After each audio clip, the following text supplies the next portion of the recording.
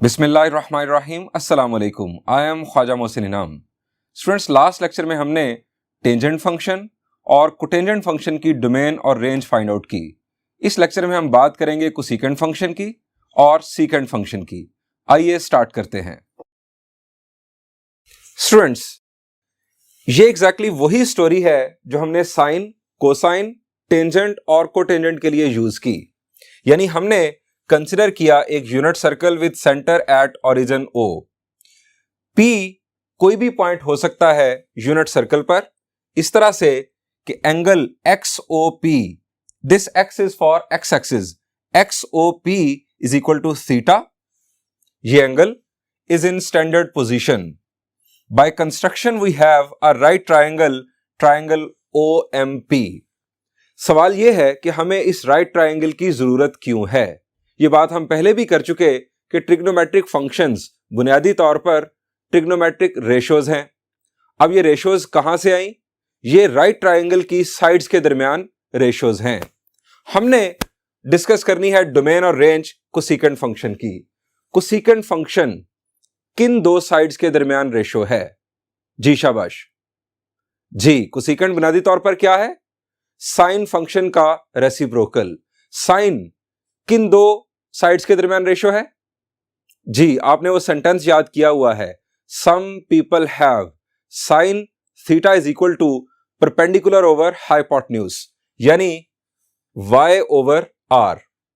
अब कोसेकेंट इसका रेसिप्रोकल है तो कोसेकेंट होगा r ओवर y। हम स्टार्ट लेते हैं by definition.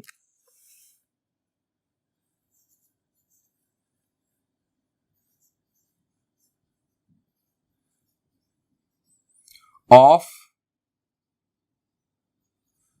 Cosecant function we have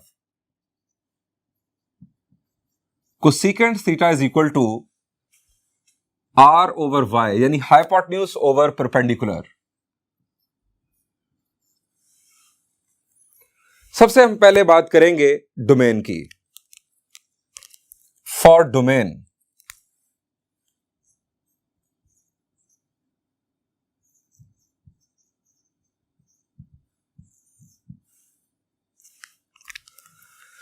students, ये जो फ्रैक्शन है ये इक्विवेलेंट है कोसेकेंट फंक्शन के। जब ये फ्रैक्शन अनडिफाइंड होगी उसी वक्त कोसेकेंट फंक्शन अनडिफाइंड हो जाएगा। अब फ्रैक्शन उस वक्त अनडिफाइंड होती है जब डिनोमिनेटर जीरो हो। यहां पर है डिनोमिनेटर y। जब y जीरो होगा कोसेकेंट फंक्शन अनडिफाइंड हो जाएगा। हम पहला पॉइंट लिख लेते हैं, when y is equal to 0 then cosecant theta will be undefined। अब सवाल यह है कि y कब जीरो होता है? y जीरो होता है स्टूडेंट्स, जरा देखिए यहां पर। अगर आप P पॉइंट को यहां पर ले आए, हम यहां से स्टार्ट लेते हैं, आप समझे कि OP इस वक्त यहां पर मौजूद है। जब P पॉइंट x एक्सिस पर मौजूद है तो x एक्सिस के ऊपर y की वैल्यू क्या होगी? जी, x एक्सिस के ऊपर y की वैल्यू, जी बिल्कुल, x एक्सिस के ऊपर y की वैल्यू 0। अब जैसे जैसे आप यहां से आगे ट्रैवल करेंगे, P point anti clockwise rotate होगा, y की वैल्यू इंक्रीज होती जाएगी। y की वैल्यू यहां पर आकर क्या हो जाएगी? जी शाबाश, y की वैल्यू यहां पर 1 हो जाएगी। उसकी वजह, ये एक यूनिट सर्कल है और ये O से लेकर यहां तक ये रेडियस कंसीडर होगा। यानी x एक्सिस पर y की वैल्यू 0, देन पॉजिटिव, देन यहां पर आके हो गई 1। इसके बाद फिर 1 से कम होती होती दोबारा x एक्सिस पर हो गई 0। अब नेगेटिव होगी और यहां पर आके y की वैल्यू हो जाएगी -1। यानी y की वैल्यू 0 है x एक्सिस के ऊपर और y एक्सिस के ऊपर +1 या -1। हम y की वैल्यू के बारे में लिखेंगे, y is equal to 0 on x axis. हमें वो एंगल वैल्यूज चाहिए जो x एक्सिस पर आती हैं। y0 ठीक है, x एक्सिस पर y0 हो जाएगा, फ्रैक्शन अनडिफाइंड हो जाएगी, लेकिन हम ये भी जानना चाहेंगे कि x एक्सिस पर एंगल कौन से होते हैं जिनकी वजह से कोसेकेंट अनडिफाइंड होता है। अब आप दोबारा यहां पर आ जाएं, आप P पॉइंट को यहां पर ले आए, ये मेरे हाथ में जो ब्लैक मार्कर है ये OP को रिप्रेजेंट कर रहा है। इस वक्त एंगल क्या होगा? जी शाबाश, जी बिल्कुल, इस वक्त एंगल होगा 0 डिग्रीज, या अगर हम सिर्फ 0 कहें तो वो होगा रेडियन मेजर। अब आप दोबारा एक्स एक्सिस पर अगर आ जाएं एंटी क्लॉकवाइज रोटेट करते हुए यहां पर, तो यहां पर एंगल क्या होगा? जी ये होगा 180 डिग्रीज यानी पाए। जब आप वापस इधर आएंगे तो 2 पाए, फिर आप जब यहां पर आए 3 पाए, फिर 4 पाए। ये अभी मैं एंटी क्लॉकवाइज रोटेट कर रहा हूं, 0 पाए, 2 पाए, 3 पाए, 4 पाए।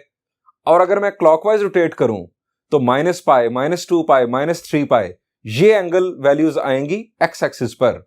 हमने पहले भी बात की थी कि एक्स एक्सिस के ऊपर इवन मल्टीपल्स ऑफ π/2 आते हैं। इवन मल्टीपल्स ऑफ π/2 का मतलब है इंटेग्रल मल्टीपल्स ऑफ पाई। हम तीसरा पॉइंट लिखते हैं, angles on x axis theta is equal to 0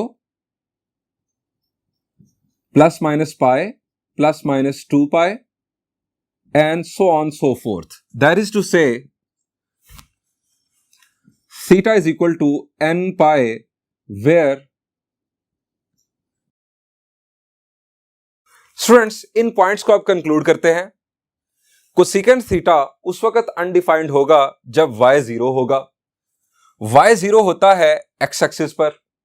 x axis पर एंगल्स आते हैं इंटेग्रल मल्टीपल्स ऑफ पाई, यानी जब भी थीटा की वैल्यू इंटेग्रल मल्टीपल ऑफ पाई होगी, कोसेकेंट थीटा अनडिफाइंड हो जाएगा, कोसेकेंट फंक्शन अनडिफाइंड हो जाएगा। हम डोमेन कंक्लूड करते हैं, हेंस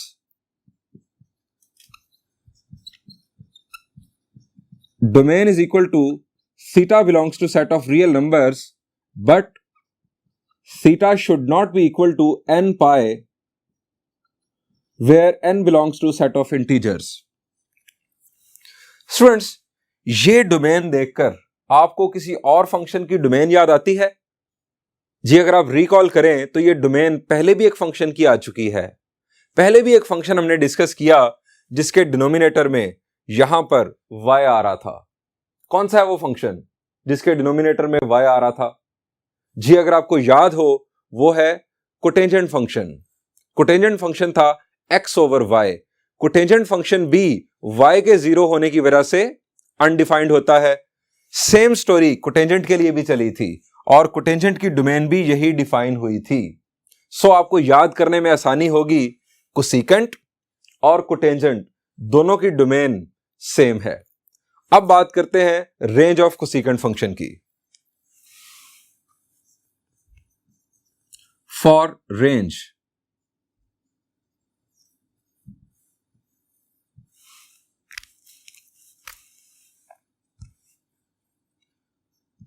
नंबर 1 पॉइंट। स्टूडेंट सबसे पहली बात, कोसेकेंट फंक्शन है r ओवर y के इक्वल। क्या कोसेकेंट फंक्शन 0 हो सकता है? क्या इसकी आउटपुट 0 आ सकती है? आप जरा फ्रैक्शन की मदद से जरा सोचें, ये फ्रैक्शन कब 0 हो सकती है? जी शाबाश, फ्रैक्शन उस वक्त 0 होती है जब उसका न्यूमरेटर 0 हो जाए, अदरवाइज फ्रैक्शन 0 नहीं हो सकती। सिर्फ और सिर्फ ये एक केस है जब न्यूमरेटर 0 हो जाए, उस केस में फ्रैक्शन 0 होती है। क्या ये न्यूमरेटर यानी r 0 हो सकता है? r क्या है बुनियादी तौर पर? जी r है p पॉइंट का o से डिस्टेंस। क्या r 0 हो सकता है? अगर हम r को 0 कर दें तो क्या होगा, ये p पॉइंट ओरिजिन o पर ही आ जाएगा। जब p पॉइंट ओरिजिन o पर ही आ जाएगा तो फिर ये थीटा ये तो बनेगा ही नहीं, क्योंकि थीटा जो है ये बुनियादी तौर पर क्या है, ये अमाउंट ऑफ रोटेशन है।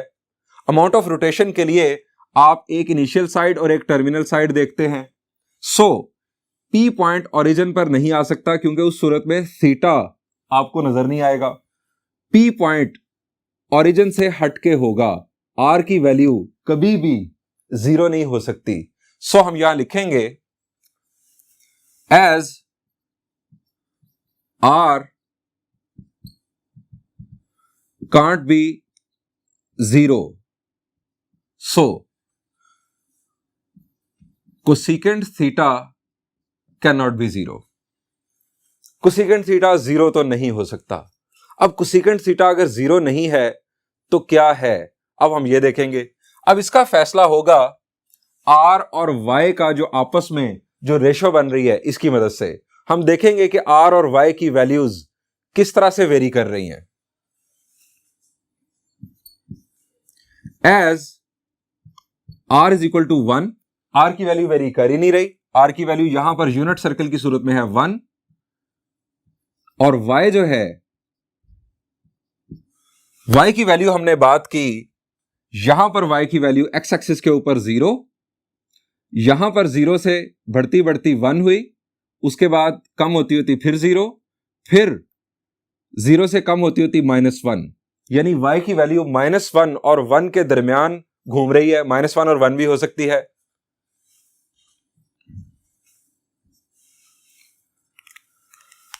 अब हम देखेंगे कि r ओवर y ये रेशो क्या बनेगी।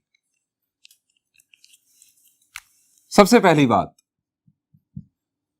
If y is equal to 1, हम यहां से स्टार्ट ले लेते हैं। अगर y की वैल्यू 1 होगी, r ओवर y है हमारे पास कोसेकेंट फंक्शन। जब y की वैल्यू 1 होगी, r की वैल्यू पहले ही 1 है, 1 डिवाइडेड बाय 1, आंसर आ जाएगा 1। कोसेकेंट थीटा हमें मिलेगा 1, then cosecant theta is equal to 1। अब y की वैल्यू 1 से कम भी हो सकती है। अब पॉजिटिव रहते हुए y अगर पॉजिटिव रहे, हम अगर 1 से सफर शुरू करें नीचे की तरफ तो हम जाएंगे 0 की तरफ। हम यहां बात करेंगे इफ y 0 तो हो नहीं सकता, क्योंकि अगर 0 हो गया तो कोसेकेंट अनडिफाइंड हो जाएगा। हम कहेंगे कि अगर y 0 की तरफ चला जाए पॉजिटिव साइड से, अगर y की वैल्यू 0 को अप्रोच करे, यानी बहुत क्लोज हो जाए 0 के, 0.00000000 क्या मत तक 00 फिर 1, यानी इस हद तक 0 के क्लोज चला जाए, तो 1 divided by a number very very close to 0, positive number, हमारी जो आउटपुट है वो अप्रोच करेगी पॉजिटिव इंफिनिटी की जानिब। हमारी आउटपुट है cosecant, then cosecant theta will approach to positive infinity. ये हो गई हमारी एक बात, यानी 1 पर आउटपुट 1 से अगर हम 0 की तरफ जाएंगे तो आउटपुट जो है वो बढ़ती चली जाएगी। 1 से जब 0 की तरफ जाएंगे आउटपुट बढ़ती चली जाएगी और पॉजिटिव इंफिनिटी की तरफ चली जाएगी। स्टूडेंट्स, अगर हम इस इनइक्वालिटी को नंबर लाइन की सेंस में देखें कुछ इस तरह से, दरमियान में 0, यहां पर है 1 और यहां पर -1। हमने y की वैल्यू 1 की, हमें कोसेकेंट की वैल्यू 1 डिवाइडेड बाय 1 मिल गई 1। जब y की वैल्यू 0 को अप्रोच करेगी फ्रॉम पॉजिटिव साइड, यानी इस साइड से जब हम 0 की तरफ आएंगे तो 1 divided by a number that is very very close to 0 but positive number, cosecant theta approach कर जाएगा पॉजिटिव इंफिनिटी को। अब हम कंसिडर करेंगे दूसरा एंड पॉइंट। दूसरा एंड पॉइंट है -1।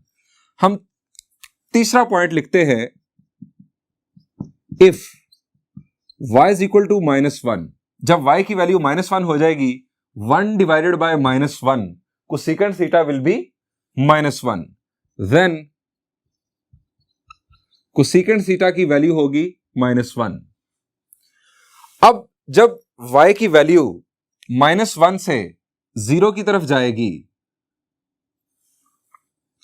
-1 से 0 की तरफ जाएगी, तो 0 के नजदीक तरीन जो नंबर होगा नेगेटिव साइड पर वो नेगेटिव नंबर होगा, और वो क्या होगा 0.000000 क़यामत तक 1, लेकिन नेगेटिव नंबर होगा।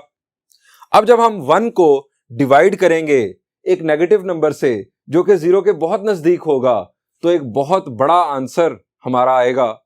वो आंसर अप्रोच करेगा नेगेटिव इंफिनिटी को। यानी यह है फोर्थ पॉइंट। हम कहेंगे if y will approach to 0 from negative side, then cosecant theta will approach to minus infinity. Students, हमने कोसेकेंट का बिहेवियर देख लिया। कोसेकेंट 0 नहीं हो सकता। अपनी इस y की वैल्यू की वजह से कोसेकेंट की जो स्टार्टिंग वैल्यू है एक तरफ 1 है और फिर कोसेकेंट अप्रोच करता है पॉजिटिव इंफिनिटी को, यानी 1 से स्टार्ट लेकर पॉजिटिव इंफिनिटी की तरफ चली जाती है आउटपुट, और दूसरी तरफ -1 से स्टार्ट लेकर आउटपुट माइनस इंफिनिटी की तरफ चली जाती है। 1 और -1 के दरमियान वाले नंबर गायब हैं, ये कोसेकेंट की आउटपुट या रेंज में नहीं आ रहे। हम रेंज कंक्लूड करते हैं। हेंस रेंज इज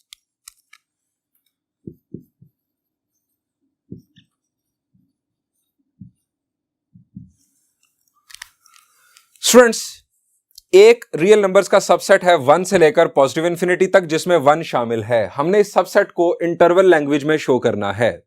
क्या लिखा जाएगा? शाबाश जी, 1 से लेकर पॉजिटिव इंफिनिटी तक 1 इंक्लूडेड है। इंटरवल में लेफ्ट साइड पर छोटा नंबर और राइट साइड पर बड़ा नंबर आता है। यह मैंने आपको इंटरवल लैंग्वेज के लिए बताया था। यहां पर 1 और बाकी सारे नंबर पॉजिटिव इंफिनिटी की तरफ है, सो हम 1 लिखेंगे लेफ्ट साइड पर, और 1 चूंकि इंक्लूडेड है सो हम स्क्वायर ब्रैकेट यूज करेंगे, कॉमा पॉजिटिव इंफिनिटी, और इस तरफ हम राउंड ब्रैकेट यूज करेंगे। यह होगा हमारा इस सबसेट को लिखने का अंदाज। और इसके लिए -1 बड़ा नंबर है, उसके बाद हम जा रहे हैं माइनस इंफिनिटी की तरफ। सारे नंबर -1 से छोटे होंगे। अब हम माइनस इंफिनिटी को लिखेंगे लेफ्ट साइड पर और -1 को राइट साइड पर, क्योंकि -1 उन तमाम नंबर से बड़ा है जो कि माइनस इंफिनिटी की तरफ जाते हुए हमें मिलेंगे। -1 इंक्लूडेड है और माइनस इंफिनिटी कभी भी इंक्लूड नहीं हो सकता। -1 से माइनस इंफिनिटी तक ये हमारा सबसेट ऑफ रियल नंबर्स बनेगा।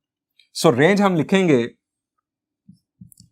-इंफिनिटी टू -1 यूनियन 1 से पॉजिटिव इंफिनिटी। स्टूडेंट्स, ये हो गई कोसेकेंट फंक्शन की रेंज। अब हम बात करेंगे सीकेंट फंक्शन की डोमेन और रेंज के हवाले से, लेकिन उससे पहले एक और बात। स्टूडेंट्स, आपके ज़हन में यहां फिर ख्याल आ सकता है कि हमने यूनिट सर्कल कंसीडर किया, जिसकी वजह से r की वैल्यू 1 और y की वैल्यू 1 और -1 के दरमियान में है, और ये यहां पर जो इंटरवल आ रहा है वो 1 से स्टार्ट हो रहा है या -1 से स्टार्ट हो रहा है। अगर यूनिट सर्कल ना होता तो यहां पर 1 और -1 नहीं आना था। आपका सवाल बहुत अच्छा है, पूछना चाहिए आपको। इसका जवाब क्या है? अगर हम यूनिट सर्कल कंसीडर ना करें तब क्या होगा? हम फर्ज कर लेते हैं कि हम एक ऐसा सर्कल कंसीडर कर लें जिसका रेडियस 3 हो। हम उसके ऊपर अगर बात कर रहे हो, जब रेडियस 3 होगा, यहां पर जरा आ जाएं, जब सर्कल का रेडियस 3 होगा, y की वैल्यू ज्यादा से ज्यादा फिर क्या होगी? जब रेडियस 3 होगा तो y की वैल्यू यहां पर 3 आ जाएगी, यहां पर -3 आ जाएगी। जब यहां पर 3 मिलेगा, y की वैल्यू 3 और -3 के दरमियान में होगी। रेशो 3 और -3 की जो रेशो बनेगी वो फिर इसी अंदाज में 1 टू पॉजिटिव इंफिनिटी और -1 टू माइनस इंफिनिटी ही रेंज को डिफाइन करेगी, क्योंकि 3 डिवाइडेड बाय 3 1 आ जाएगा और 3 डिवाइडेड बाय -3 -1 आ जाएगा। और जब हम 3 से 0 की तरफ जाएंगे तो पॉजिटिव इंफिनिटी, और जब -3 से 0 की तरफ जाएंगे तो हमें माइनस इंफिनिटी मिल जाएगा। यानी रेंज तब भी यही डिफाइन होगी। आप r की वैल्यू कुछ भी कंसीडर कर लें, यही होगी रेंज। आइए अब सीकेंट फंक्शन की डोमेन और रेंज की बात करते हैं।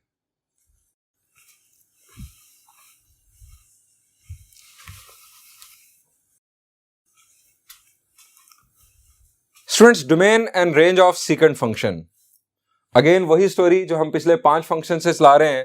अब हम बात करेंगे डेफिनेशन ऑफ सीकेंट की। सीकेंट क्या है बुनियादी तौर पर? जी, सीकेंट है कोसाइन का रेसिप्रोकल। कोसाइन क्या है ट्रिग्नोमेट्रिक रेशियोज की सेंस में? जी, कोसाइन है कर्ली ब्राउन हेयर, यानी cosine theta is equal to base over hypotenuse. तो सीकेंट क्या होगा? Hypotenuse over base. Hypotenuse over base हम यहां लिखेंगे by definition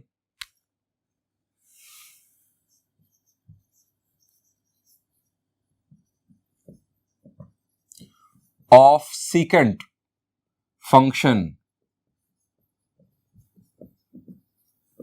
we have secant theta is equal to r over x. r है हमारा hypotenuse, x है हमारी बेस। स्टूडेंट्स, ये फ्रैक्शन इक्विवेलेंट है सीकेंट फंक्शन के। जब फ्रैक्शन अनडिफाइंड होगी, सीकेंट अनडिफाइंड होगा। फ्रैक्शन कब अनडिफाइंड होती है? जब डिनोमिनेटर 0 होता है। जब x 0 होगा, सीकेंट फंक्शन अनडिफाइंड हो जाएगा। फॉर डोमेन हम पहला पॉइंट लिखेंगे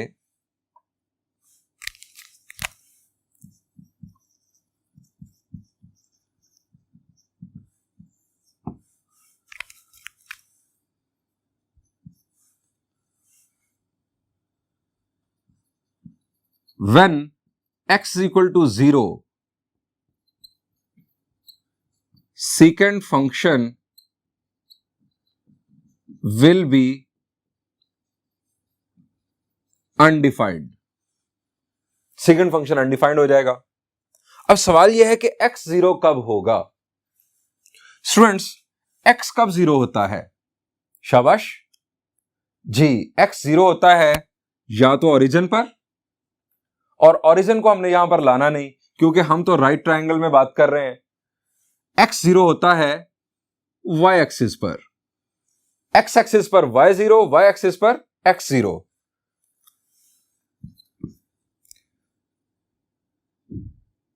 x इक्वल टू 0 एट,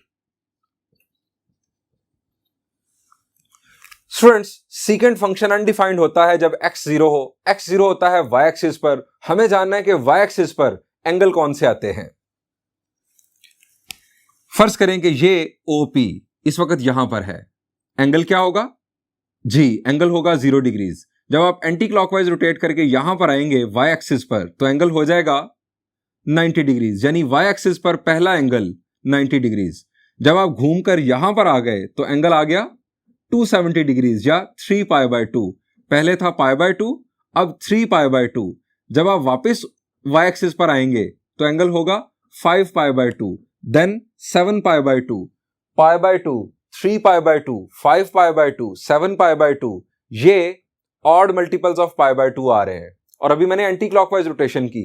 अगर क्लॉकवाइज रोटेशन करेंगे तो minus pi by 2, minus 3 pi by 2, minus 5 pi by 2, यानी एंगल्स कुछ इस तरह के होंगे। At y axis angles are theta is equal to plus minus pi by 2, plus minus 3 pi by 2, plus minus 5 pi by 2, and so on so forth. That is to say theta is equal to odd numbers का generator. मैंने आपको बताया था कि even numbers का generator होता है 2n, n belongs to integers. 2n even number पैदा करता है। जब इवन में 1 ऐड कर दें तो बन जाता है ऑड, यानी 2n प्लस 1। ये ऑड नंबर्स का जनरेटर है। ये बन गए odd multiple of pi by 2, where n belongs to set of integers. यानी जब भी थीटा की value odd multiple of pi by 2 या ऑड मल्टीपल ऑफ 90 डिग्रीज होगी, सीकेंट फंक्शन अनडिफाइंड होगा क्योंकि उस वक्त x 0 हो चुका होगा। सो हम डोमेन कंक्लूड करते हैं। Hence domain theta belongs to set of real numbers but theta should not be equal to odd multiple of pi by 2 where n belongs to set of integers. Students, ये same domain हमने पहले भी एक trigonometric function के लिए देखी है, जरा रिकॉल करें, शाबाश। यही डोमेन पहले भी एक ट्रिग्नोमेट्रिक फंक्शन के लिए आ चुकी है। कौन सा वो फंक्शन? जी शाबाश, वो है टेंजेंट फंक्शन। टेंजेंट फंक्शन में हमें x डिनोमिनेटर में मिला था, वहां पर भी x ने टेंजेंट की डोमेन डिफाइन की थी, यहां पर भी x ने सीकेंट की डोमेन डिफाइन की। आपको याद करने में आसानी होगी, सीकेंट और टेंजेंट दोनों के डिनोमिनेटर में चूंकि x आता है, सो दोनों की डोमेन सेम। अब बात करते हैं रेंज की।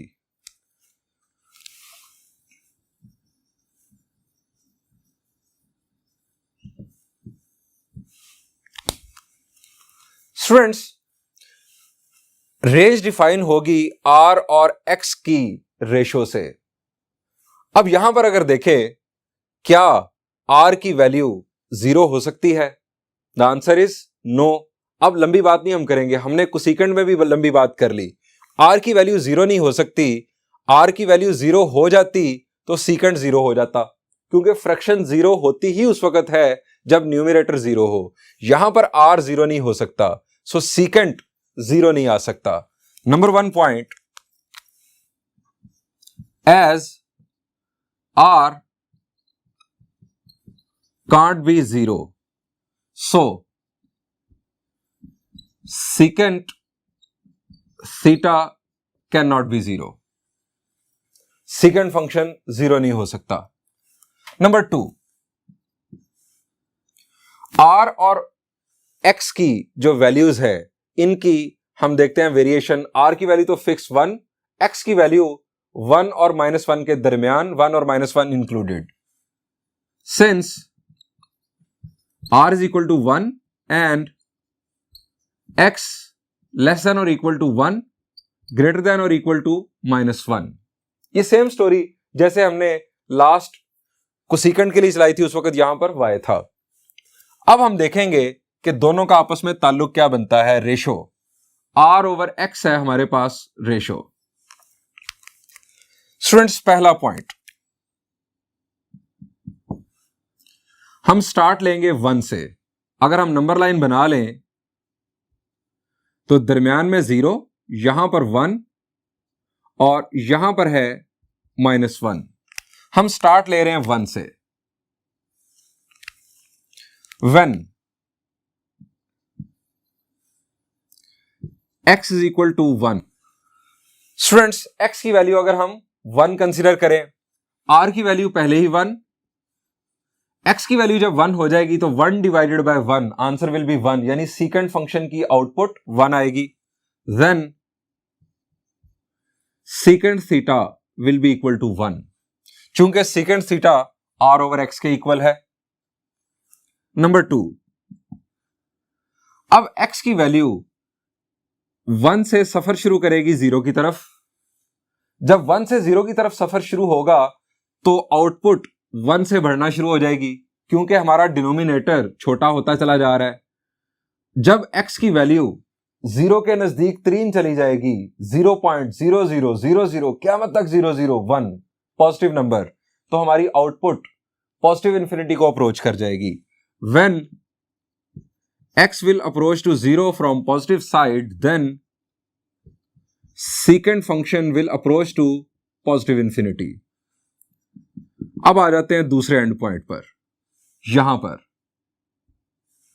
-1 जब होगी x की value, when x equal to -1, then 1 divided by -1, secant theta will be -1. When x will approach to 0 from negative side, negative number से जब हम डिवाइड करेंगे वेरी वेरी क्लोज टू 0, 1 को, तो सीकेंट फंक्शन अप्रोच कर जाएगा -infinity को। Students, secant function की वैल्यू 0 नहीं हो सकती। सीकेंट फंक्शन की वैल्यू 1 और -1 के दरमियान नहीं आ सकती। इसका स्टार्ट एक तरफ हो रहा है 1 से और जा रही है पॉजिटिव इंफिनिटी की तरफ बात। और दूसरी तरफ स्टार्ट हो रहा है -1 से और बात जा रही है -इन्फिनिटी की तरफ, यानी ये सेम सिनेरियो है जो कि कोसेकेंट के लिए बन रहा था। कोसेकेंट वाली रेंज ही सीकेंट वाली रेंज है। हम कंक्लूड करते हैं, हेंस रेंज, वही इंटरवल्स लिख रहा हूं एग्जैक्टली, अब लंबी बात और वजाहत की जरूरत नहीं है। स्टूडेंट्स, हमने 6 के 6 ट्रिग्नोमेट्रिक फंक्शंस की डोमेन और रेंज यूनिट सर्कल अप्रोच से फाइंड आउट करना सीख ली। स्टूडेंट्स, कोसेकेंट, सीकेंट और कोटेंजेंट चूंकि रेसिप्रोकल ट्रिग्नोमेट्रिक फंक्शंस हैं, इनकी डोमेन और range sine function, cosine function और टेंजेंट फंक्शन की डोमेन और रेंज की बुनियाद पर भी फाइंड आउट की जा सकती हैं। नेक्स्ट लेक्चर में मैं इंशाल्लाह इन तीनों रेसिप्रोकल ट्रिग्नोमेट्रिक फंक्शंस की डोमेन और रेंज एक और अप्रोच की मदद से आपको फाइंड आउट करना सिखाऊंगा। Thank you and Allah Hafiz.